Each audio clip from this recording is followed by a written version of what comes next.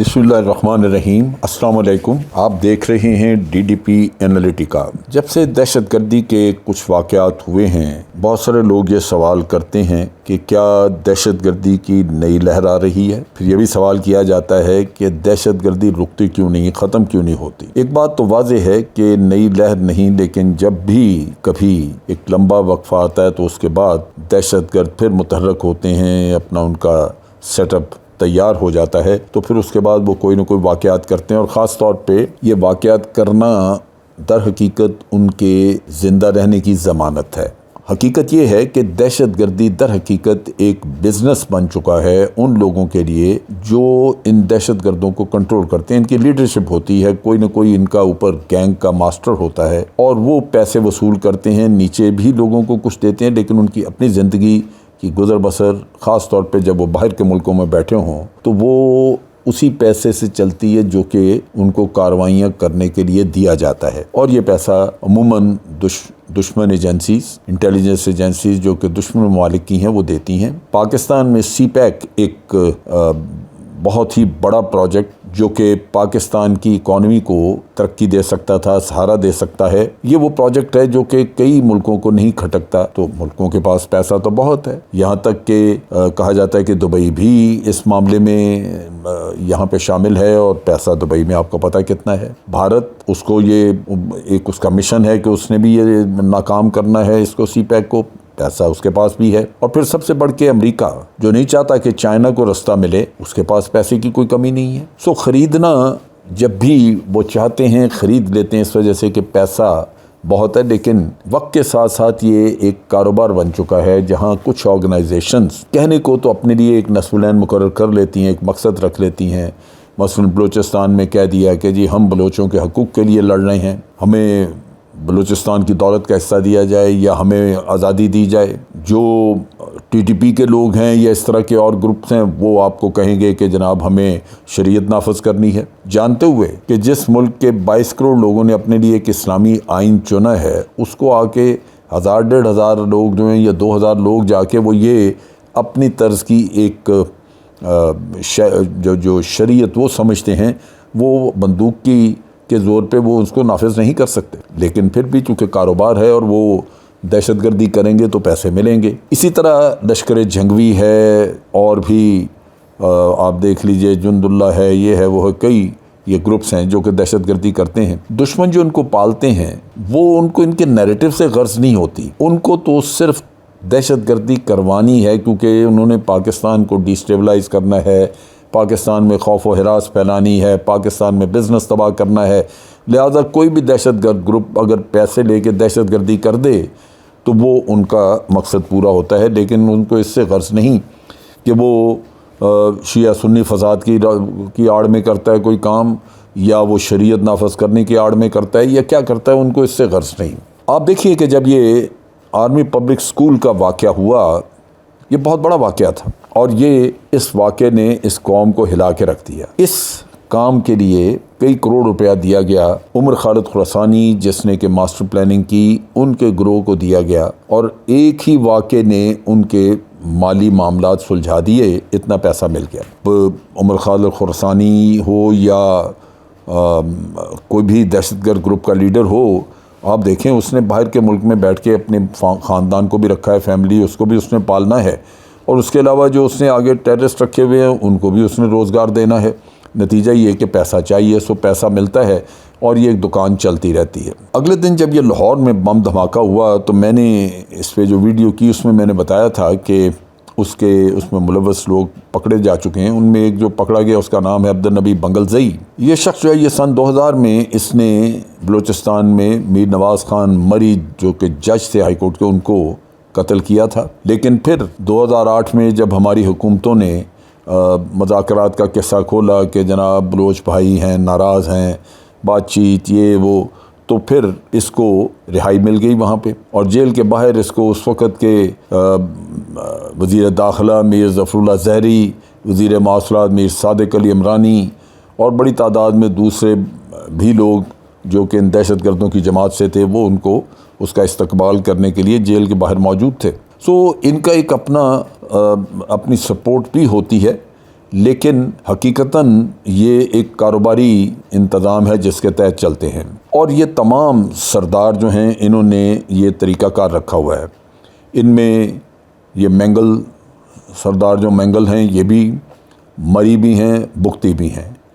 ان میں طریقہ کار یہ ہے کہ ایک دو بھائی یا ایک دو لوگ جو ہیں وہ دہشت گردی کا اپنا گروہ پال کے اس کو چلانا شروع کر دیتے ہیں، وہ پیسہ وصول کرتے ہیں، اور خاندان کا ایک فرد یا دو فرد وہ سیاست میں آ کے تو وہ وزارت وغیرہ سنبھال لیتے ہیں۔ نتیجہ یہ ہے کہ وہ اسمبلیوں میں بیٹھتے ہیں، ان کو سب اندر کی خبر ہوتی ہے، اور وہ اس طرح دونوں سائڈز کو نپٹاتے ہیں، ایک طرف دہشت گردی، دوسری طرف آپ کا سیاسی معاملات۔ تو یہ طریقہ کار چلتا ہے، پیسے کی کمائی ہوتی ہے۔ اگر آپ دیکھیں، اگر آپ اختر مینگل یا ان لوگوں کو جا کے دیکھیں تو جتنی مہنگی گاڑیاں ان کے پاس ہیں شاید پاکستان میں کسی اور کے پاس ہو نا۔ جس طرح انہوں نے کراچی یا مختلف شہروں میں مختلف جگہوں پہ اپنے محل بنا کے رکھے ہوئے ہیں، زمینیں رکھی ہوئی ہیں جہاں سے ان کو بے پناہ آمدن ہے، وہ شاید آپ کسی اور کے پاس نہ دیکھ سکیں۔ سو یہ جو عبد النبی بلوچ جس کا میں ذکر کر رہا ہوں، یہ بی ایل اے میں یہ شریک تھا، بی ایل اے کا آدمی ہے، اور برہمدہ بگٹی کا یہ فرنٹ مین تھا۔ لیکن برہمدہ بگٹی نے پھر اپنی ہی تنظیم جو کہ وہ جس سے دہشت گردی کراتا تھا، وہ اس نے مہران مری کو کئی لاکھ ڈالر لے کے تو اس کے عوض اس کو اپنی تنظیم بیچ دی۔ اب وہ مہران مری جو ہے وہ اس کی دہشت گردی کی تنظیم چلاتا ہے۔ اب آپ سوچئے کہ اس نے کیوں خریدی؟ وہ اسی لیے خریدی کہ یہ ایک منافع بخش تنظیم تھی جس سے پیسہ کافی مل رہا تھا انٹیلیجنس ایجنسی سے، اور مہران مری نے اگر آج اس پہ کچھ لاکھ ڈالر خرچ کیے ہیں تو لازماً اس کو توقع ہے کہ اسی دہشت گردی کے کاروبار میں وہ اس سے کئی گنا زیادہ کما لے گا۔ لہذا پاکستان میں قیمتی جانوں کا ضیاع ہوتا رہے گا اور یہ شخص اس سے کمائی کرتا رہے گا۔ پاکستان میں دہشت گردی کا کاروبار چلانے والی جو تنظیمیں، میں نے جیسے کہا، کسی نے مذہبی تنظیم کا کوئی لبادہ اوڑھا ہوا ہے، کسی نے کوئی اپنے حقوق کا قصہ کھولا ہوا ہے، اور اس طرح آپ دیکھیے تو اس کام میں ملوث آپ کو جو لوگ نظر آتے ہیں، جو بہت بڑی بڑی بھاری لیتے ہیں، ان سے پیسے وصول کرتے ہیں انٹیلیجنس ایجنسی سے، دشمن کی انٹیلیجنس ایجنسی سے۔ ان میں مہران مری ہے جو کہ بی آر اے، اور اس کے علاوہ یونائٹڈ بلوچ آرمی کا بھی سربراہ ہے۔ بی آر اے اس نے خریدی ہے برہمدہ بگٹی سے۔ نواب خیر بخش مری خود ایک بہت بڑا ٹیررسٹ تھا، اور اس کی ذہنیت کے حامل اس کے اپنے بیٹے بالاچ مری، اس نے بی ایل اے کا سربراہ اس کو بنایا خیر بخش مری نے، جس کی بدولت وہ تمام ہتھیار اور شرپسند کمانڈروں کے سے تمام پیسے ویسے وصول کرتا رہا۔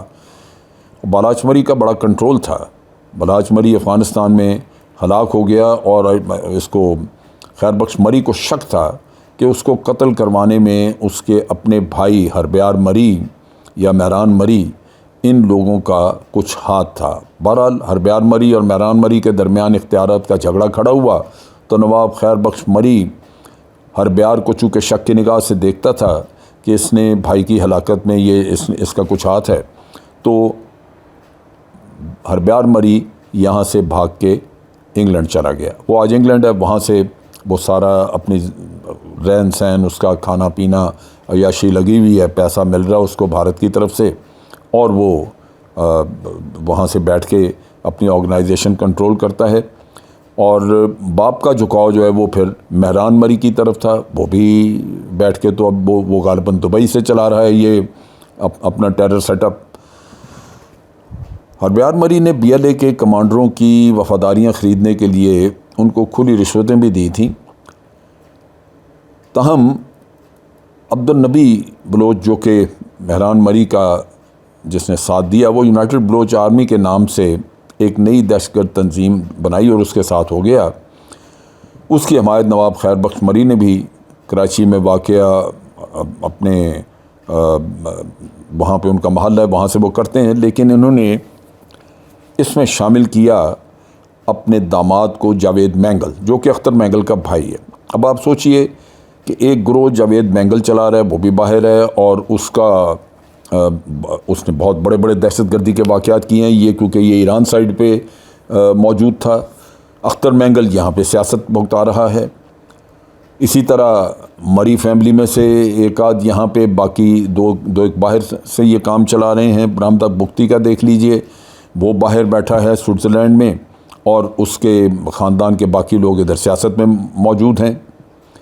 سو خاندان کے ہر فرد نے اپنا اپنا ایک فرینچائز، اپنا اپنا ایک گروپ بنا کے رکھا ہوا ہے، جس کے ذریعے وہ دہشت گردی کے واقعات کرتا ہے، اور جیسے ہی وہ واقعات ہوتے ہیں تو ان کو اس کے پیسے مل جاتے ہیں۔ ان کے خاص ریٹ بھی مقرر کیے ہوئے ہیں، جو کہ اندازاً ہمیں مختلف ایجنسیز کے ذریعے پتہ چلتے ہیں۔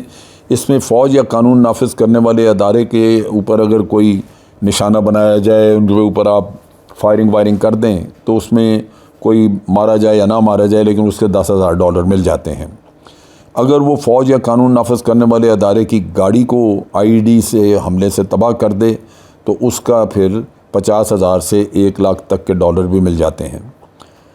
جو لاہور میں دھماکہ کیا، اس طرز کا اگر کوئی دھماکہ کیا جائے تو اس کے بھی 1 لاکھ سے 2 لاکھ ڈالر مل جاتے ہیں، کیونکہ بڑے شہر میں کرنے سے اس کا چرچا بہت ہوتا ہے، لہٰذا ہو سکتا ہے کہ اس کے 2 لاکھ یا 3 لاکھ ڈالر مل چکے ہوں اس گروپ کو جنہوں نے یہ کیا، اور وہ یہی گروپ جس کے لوگ پکڑے جا چکے ہیں۔ اس کے علاوہ آپ نے دیکھا تھا کہ چائنی سفارت خانہ یا گوادر کے ہوٹل وغیرہ، ان پہ بھی بہت بڑے بڑے حملے کیے گئے۔ یہ چونکہ بہت ڈیلیبریٹ قسم کے حملے تھے، اس میں باقاعدہ بلڈنگ کا گھیراؤ، پھر اس کے اندر، تو اس میں کہا جاتا ہے کہ 10 لاکھ ڈالر تک کی بھی اماؤنٹ دی جاتی ہے، کیونکہ یہ بڑا انٹرنیشنل لیول کا ایک واقعہ ہوتا ہے، جہاں آپ دیکھیے کہ ایک چائنیز کے اوپر حملہ ہو گیا، پوری دنیا میں اس کا شور مچتا ہے اور دہشت گردوں کو بڑی شہرت ملتی ہے، اور یہ مقاصد حل ہوتے ہیں۔ یہ سارے کام جو ہیں، جیسے گوادر میں جو کچھ ہوا، یہ بنیادی طور پہ سی پیک کے خلاف ہوتا رہا۔ سو یہ ایک منافع بخش کاروبار ہے، جس کی وجہ سے یہ کام بند نہیں ہوتا۔ پھر یہ ہے کہ جتنی زیادہ سے زیادہ لاشیں گریں، جتنا زیادہ بڑا واقعہ ہو، اس کے پیسے بھی اتنے ہی زیادہ ملتے ہیں۔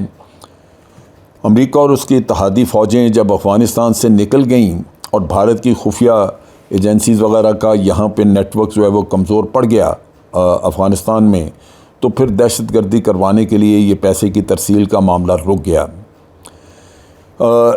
اس میں برہمدہ بگٹی نے تو اپنی دہشت گرد تنظیم اسی وجہ سے بیچ دی کہ اس کو ریگولرلی پیسہ نہیں مل رہا تھا، لیکن باہر سے اب پیسہ آنا شروع ہوا، کیونکہ بھارت نے اس کے ٹھکانے، اپنی ایمبیسیز جو یورپ میں موجود ہیں، ان میں تقریباً 3 یا 4 ایمبیسیز ہیں جہاں سے یہ کام شروع کیا، اور پیسے کی ترسیل اس میں دوبارہ ان کے لیے شروع ہو گئی۔ یہ بھی کہا جاتا ہے کہ برہمدہ بگٹی نے غالباً اپنی تنظیم اس لیے بیچی کہ اس کو برین ٹیومر ہو گیا، یہ سننے میں آیا ہے۔ یہ کس حد تک درست ہے، کچھ عرصے میں یہ بھی کنفرم ہو جائے گا۔ اور یہ وہ کہتے ہیں کہ شدید بیماری کی وجہ سے وہ واپس آنا چاہتا ہے، غالباً اپنے معاملات سلجھانا چاہتا ہے حکومت پاکستان کے ساتھ، کیونکہ دیکھنے میں یہ آیا کہ لاہور کے واقعے کی اس نے مذمت کی ہے، ٹویٹر اکاؤنٹ پہ اس نے غالباً میسیج دیا جس میں اس نے مذمت کی۔ اس سے کچھ اندازہ ہو رہا ہے کہ وہ شاید اپنی حالت سے پوری طرح مطمئن نہیں ہے، اور ہو سکتا ہے کہ جب بیمار آدمی آگے کوئی کام نہ کر سک رہا ہو تو اس کو انٹیلیجنس ایجنسی جو ہیں دشمن کی، وہ پیسے بھی نہ دیتی ہوں، جس سے اس کو اپنے گزراکات کے لیے پرابلمز آتی ہوں۔ اب یہ ہے کہ چونکہ حکومت کی ذمہ داری ہے کہ وہ ان لوگوں کو، عوام کو، ان کی زندگیوں کا تحفظ کرے، تو اس کے لیے بڑا ضروری ہے کہ وہ کوئی نہ کوئی رستہ نکالے۔ چنانچہ حکومتیں بعض اوقات کوشش کرتی ہیں کہ مذاکرات وغیرہ کا پروسیس شروع کر دیں۔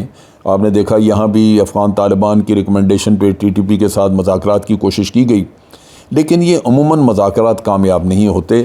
اس کی بنیادی وجہ یہ ہے کہ یہ ان کا کاروبار ہے، مذاکرات کر کے اگر وہ آ کے بیکار ہو کے، بے روزگار ہو کے بیٹھ جائیں، افغانستان سے آ کے پاکستان میں بیٹھ جائیں یا ایران سے آ کے پاکستان میں بیٹھ جائیں، تو ان کی زندگی گزر نہیں سکتی۔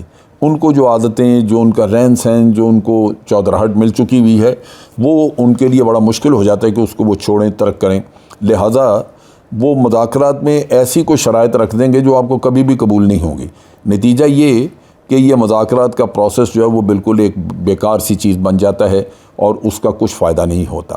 لہٰذا اس کا حل یہی ہے کہ آپ کو چونکہ یہ یقین ہے کہ باہر والی قوتیں ان کو پیسہ دینا بند نہیں کریں گی، وہ ان کو استعمال کرتی ہیں، کرتی رہیں گی، اس لیے آپ کی ریزالو زبردست ہونی چاہیے کہ آپ اپنے انٹیلیجنس نیٹ ورک کو مضبوط کریں گے، اس کو پھیلائیں گے، اور آپ کی فورسز جو ہیں وہ بے جگری سے مقابلہ کریں گی جیسے پہلے کرتے آئی ہیں۔ اور یہ ناسور جو ہے اس کا سر کچلنے کے علاوہ اور آپ کے پاس کوئی حل نہیں ہوتا۔ یہ زہریلے بچھو ہیں، ان کو بہر صورت جب تک آپ ماریں گے نہیں، ختم نہیں کریں گے تو یہ سلسلہ ختم نہیں ہوگا۔ ہم آپ نے آج دن تک ہم یہ کام کرتے رہے ہیں، اور مجھے پوری طرح امید ہے کہ اسی دلیری اور جامع مردی سے ہماری افواج آئندہ بھی یہ کام کرتے رہیں گی، ہماری لا انفورسمنٹ ایجنسیز، ہمارے رینجرز، ہماری پولیس یہ کام کرتی رہے گی، اور انٹیلیجنس ایجنسی جو ہیں وہ اپنے نیٹ ورک کو مزید مضبوط کریں گی۔ پہلے سے زیادہ، پہلے سے کہیں بہتر میں سمجھتا ہوں یہ انٹیلیجنس ایجنسیز کا کام ہے۔ بہت سارے واقعات جو ہو سکتے تھے وہ ان کی کارروائیوں کی وجہ سے نہیں ہوئے، اور یہ بھی آپ دیکھ لیجئے کہ جو واقعات ہوئے ہیں ان کے مجرموں کو پکڑنے میں بھی بہت دیر نہیں لگی۔